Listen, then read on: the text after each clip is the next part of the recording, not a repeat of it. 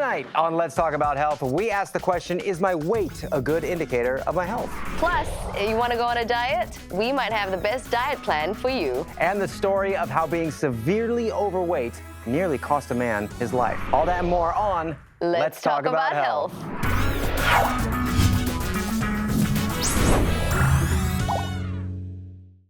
Welcome to a brand new season of Let's Talk About Health with my brand new co-host, Catherine Robert. I'm so excited to be here for season 2 of Let's Talk About Health. So let's get this show on the road. All right, do it. You go. No, I'm just kidding. I'm just kidding. Hey, we're going to be talking about weight management tonight. So do you think about weight management at all? I mean, you pretty much look perfect, so I don't... I do. I actually jump on the weighing scale every single day. Every little thing, like even 0.2 kilos will sort of affect me a little bit. Yeah. That's a bit obsessive. Yeah. And with that, let's go ahead and invite our guests and our doctor out. So we do have Shankara, we have Kimberly Wang, and Dr. Ben Ng. Hey Come on out, guys. Hello, hello. We're going to be talking about weight management. Okay, wait, so I need to know, is it just me? Of what? I was stepping on the weights. I don't own a weighing scale. Maybe that's what I need. What is a weighing scale? I've actually seen Dr. Ben for some time now. Oh. Yeah. So there were things that I had to work on that I didn't. I had an injury, so I actually just started going back into like exercising again. So I just started like Pilates. Ah, nice. How did you get the injury? Oh, that's a very long story. No, okay, then forget about it. Abby, how about yourself? Recently, after having my first kid, I think mortality has become quite a thing for me. You know, Yeah. you want to be Was alive. labor tough? Yeah, labor was extremely tough, you know. No, but you know, once you have a child, you want to look after and tend to your child. So that has put a very different spin on how I view my health. Isn't it amazing? Before, you don't really think so much about your own health and your own well-being. And then when you have somebody you have to look after, things change. Yeah. But here's the thing, everybody's body is different. Some people have heavier bones, some people don't. So Is that true? Are their bones heavier? Well, unfortunately, it's a bit of a fallacy at the end of the day. Because if you think about your dry mass of your bone, don't include the marrow and so forth, it's only about 5% of your total body weight. So if you look at it, even though it's extremely heavy, maybe 6-7%, so I don't think we can use the excuse that we have very heavy bones as a reason of why the scale is not telling us the truth. I can hear people like groaning already, like, ah. all right, but what is natural weight? Natural weight. I think it's important to understand that we all of us have different shapes and sizes. I mean, you take a bodybuilder, for example, and we know the bodybuilder is going to be extremely heavy. And is he unhealthy? Clearly not.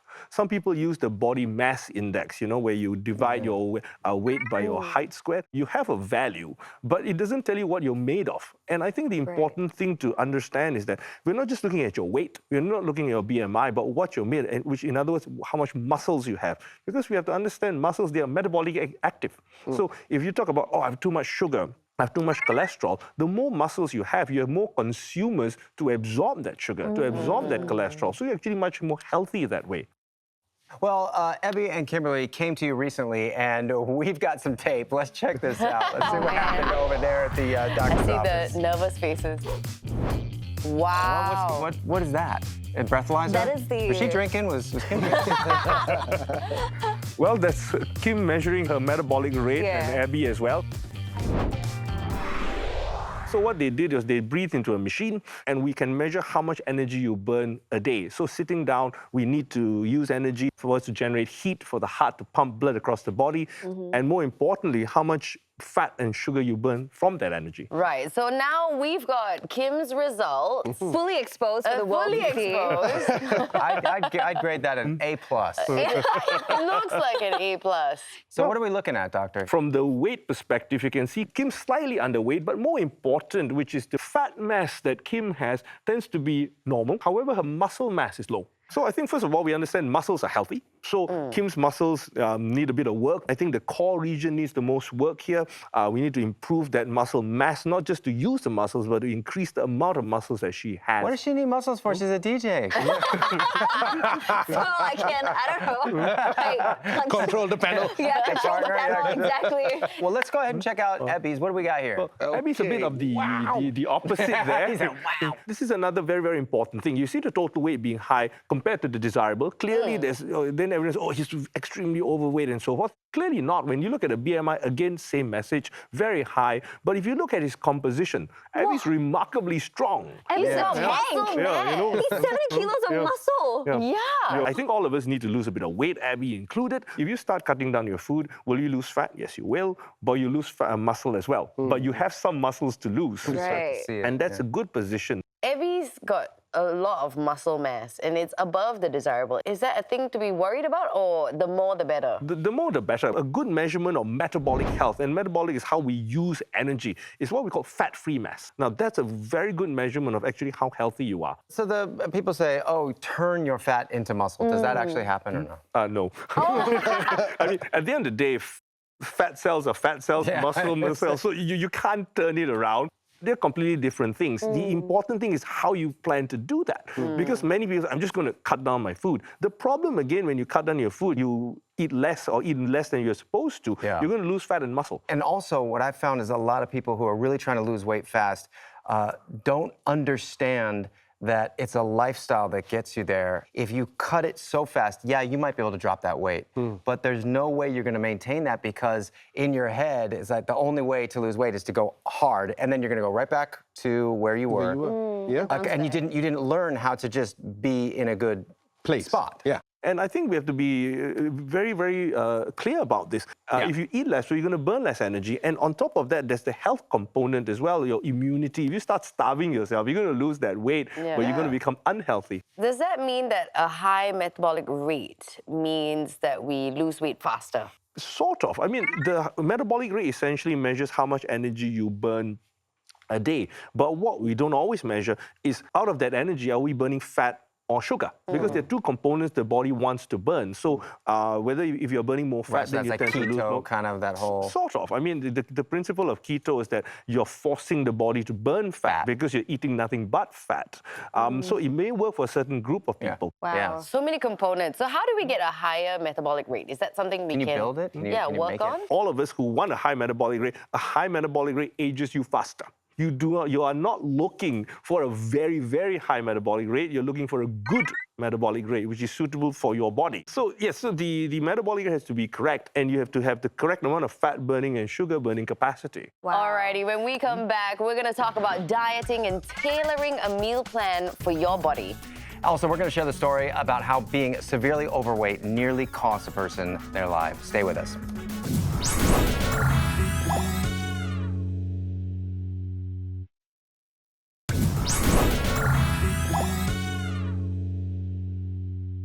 Welcome back to Let's Talk About Health. And now, how a man nearly lost his life because he was severely overweight.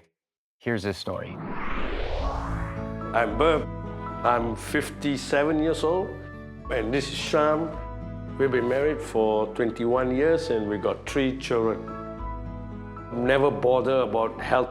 I knew because some of my friends had diabetic, and you always convince yourself, I'm not there, I'm not getting any one of those, I can't stop me from eating anything I want to eat, and my heaviest was about 125 kilo.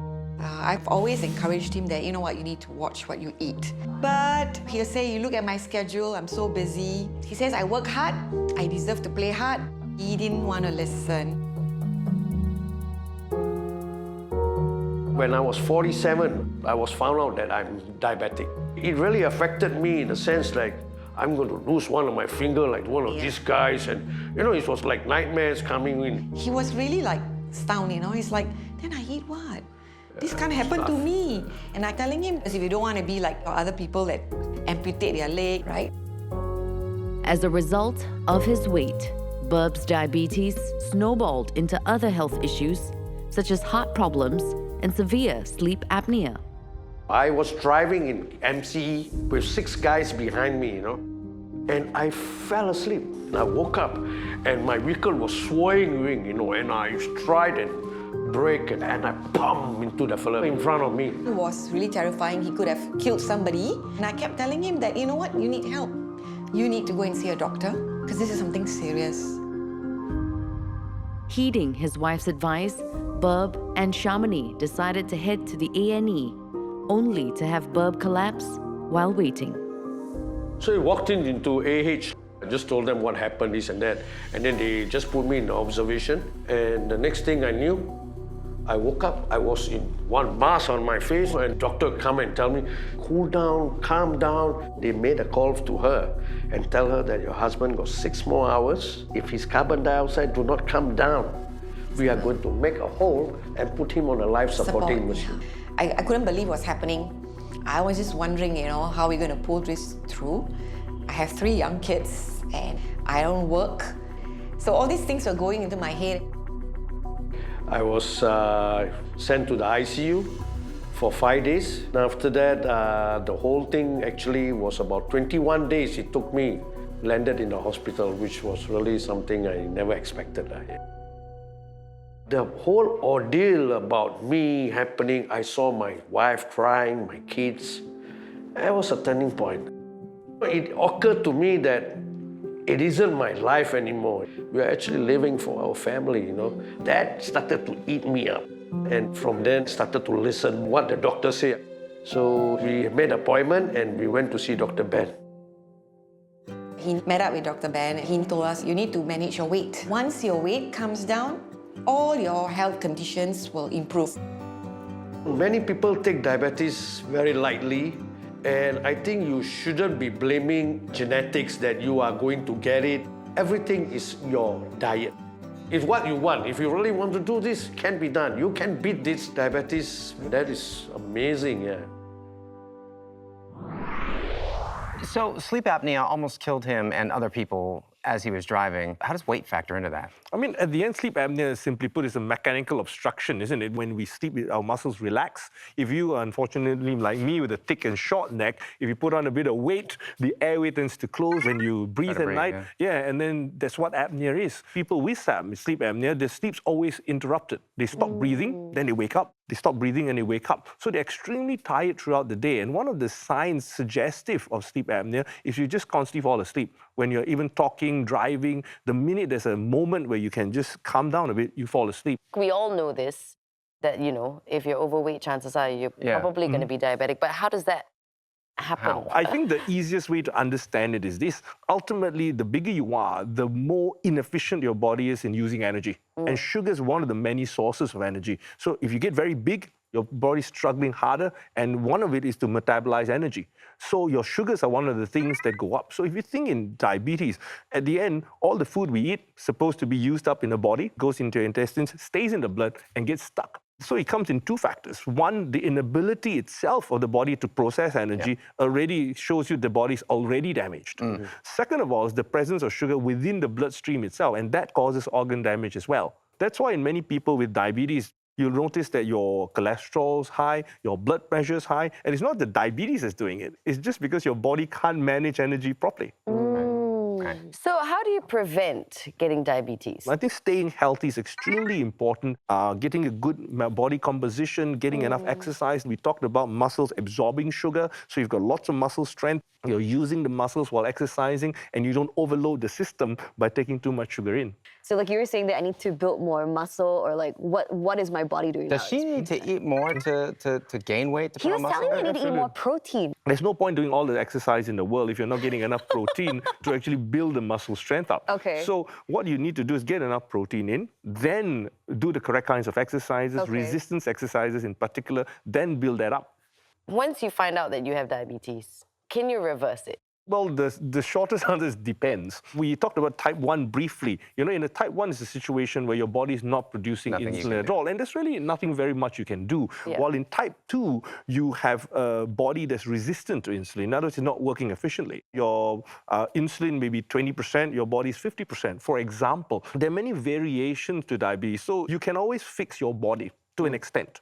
You can lose weight, you can exercise, you can build your muscle mass, but there's only that much we can do to heal your pancreas or the organ that's producing insulin. Most of the research I hear is like, stay away from the rice. And then I heard one doctor say, that's all nonsense. You know, it was on YouTube. He said it's all nonsense. You should eat rice. You should absolutely eat rice. Your body wants rice, and it's good for diabetes. Hey, great news, Yay!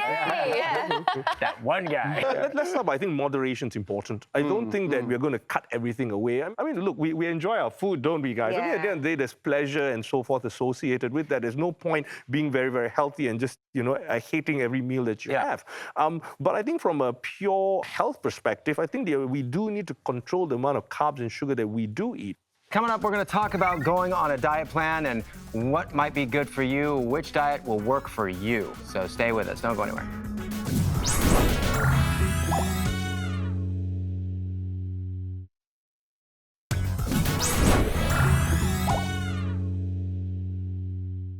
Hey guys, I've got Dr. Ben here with me, and since it's lunchtime, let's go around asking people if they have any questions about dieting. Let's go. What has sleep got to do with losing weight? Basically, what sleep does is that sleep regenerates energy. So, and in order to lose weight, you must lose more energy than you take in.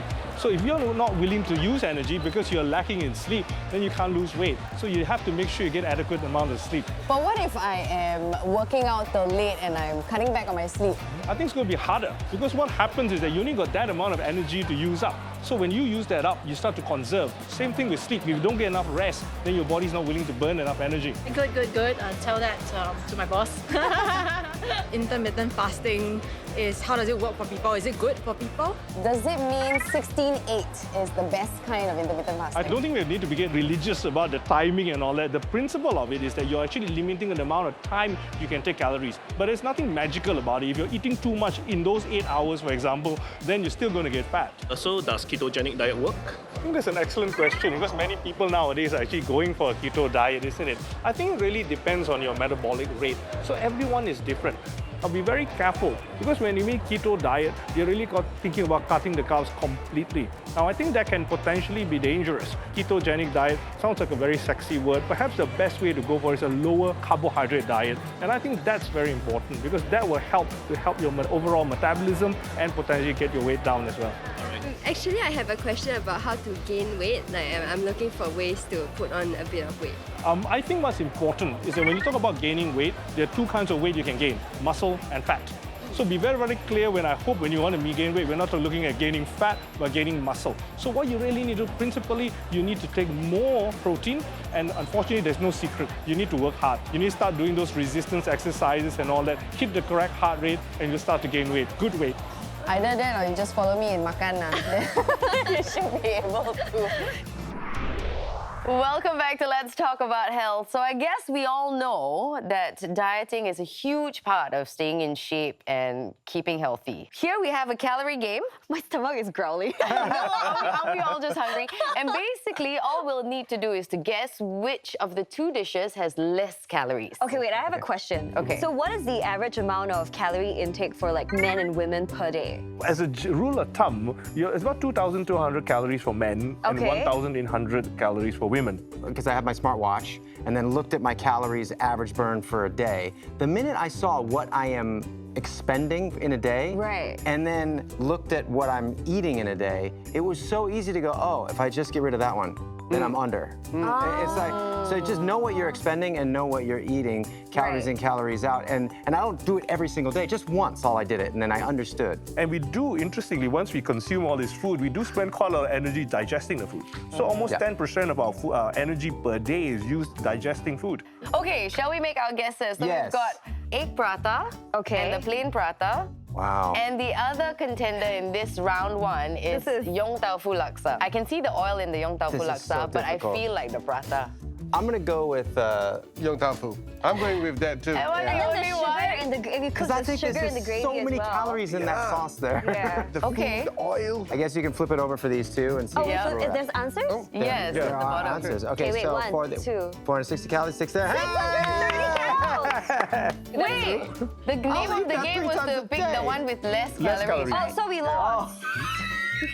I won! Guys, Well done. I won! How did we all miss?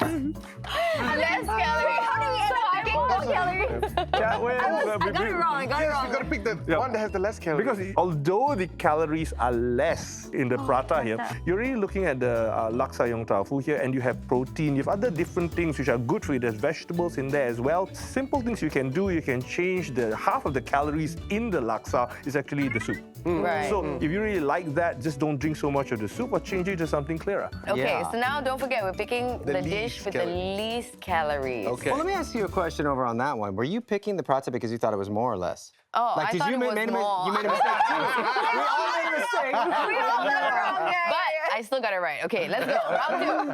Round two. Round two. Less calories. Less calories. All right. I'm changing my mind. I'm going with this one. Okay, Duck this one is rice. the duck rice. My mind was set on the Less nasi calories. lemak. Okay. But for Less some calories. reason, Oh, but there's The coconut in braised this peanuts though. makes it all Yeah. healthy, no? And the dark soya sauce Yeah. that's used for the rice. Yeah, the rice true, has that's sauce true. as well. That's yeah. true. But Okay. technically, this looks like white rice, but it also has like coconut. Coconut. Yeah. Like, Right, there's sugar in right. the Coconut rice. So Okay. how? Shall we flip and see? Okay, are you ready? yeah, one. Let's flip two, it and three. reverse it.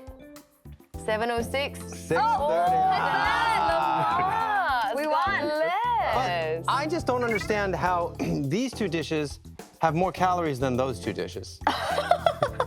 I'm really Rice. confused. First of all, in terms of saturated fat, they're about the same. I think because there's coconut milk in here. I think what's more important as well is that there's quite a lot of saturated fat, and as you know, quite high calories as well. Okay, so Mike and I got that one wrong. Abby and Kim, congrats. Now we go to drinks. Because I Okay. think drinks is a bit more complicated. Okay, what is this? This looks like honey lemon. This is sugar cane. Oh, sugar cane. And this is kopi C. Coffee or sugar cane? Okay, we're picking the one with the less calories, yeah? Less calories, Less yeah? calories. Sugar cane, less calories. Really? I'm gonna go sugarcane natural, right? No, I Natural. think this. Natural sugar. But do they Kopi add C. sugar to them or no? No, they But don't. this is mostly Okay, then coffee. natural. Okay, let's see this. Let's go. Go. This one, sorry.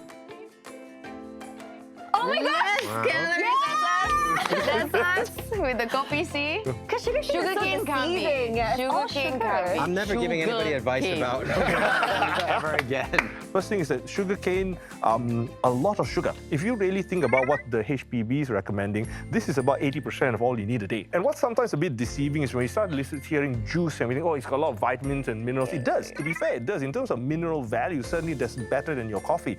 But the amount of sugar really compensates that, and that's the problem. Wow. So, Dr. Ben, after having done this game, how do we pick the right diet plan for ourselves? Does it depend on body type, age? What are the variables? I think there are lots of variables. I think principally from the top, you need a balanced diet. It needs to include everything, all the macronutrients, all the minerals, because you're not just looking at your weight. We don't use weight as a measurement, necessary measurement of your health, but your overall composition, some of your blood tests, and so forth, all contribute. That's the first thing. Then as far as the other issue is concerned is, what are you trying to achieve from your diet? I just want to maintain myself, then you need an adequate amount of calories and balanced diet. I need to gain weight. I need to gain muscle. What do you want to achieve? My cholesterol is high, my blood pressure is high, my sugars are high, then a particular diet needs to be changed as well. So it really depends. But I think for most people, make sure their diet has enough calories in it. Don't go under. You need to be healthy. Make sure you get enough nutrients.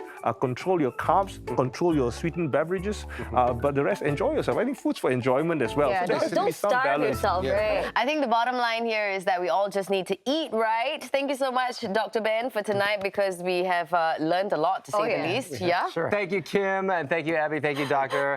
Guys, it has been a fun show. Thank you so much for watching. Hope you're inspired at home to start eating a little more healthy. Get some of that protein in. Get the macros in. We'll see you next time on Let's Talk About Health. Hey, if you like this episode, don't forget to catch our online series, We Need to Talk About This, on MeWatch. You need to be treated within the first 4 to 6 hours. Once the blood supply is cut off, the chances of saving the testicle goes down exponentially.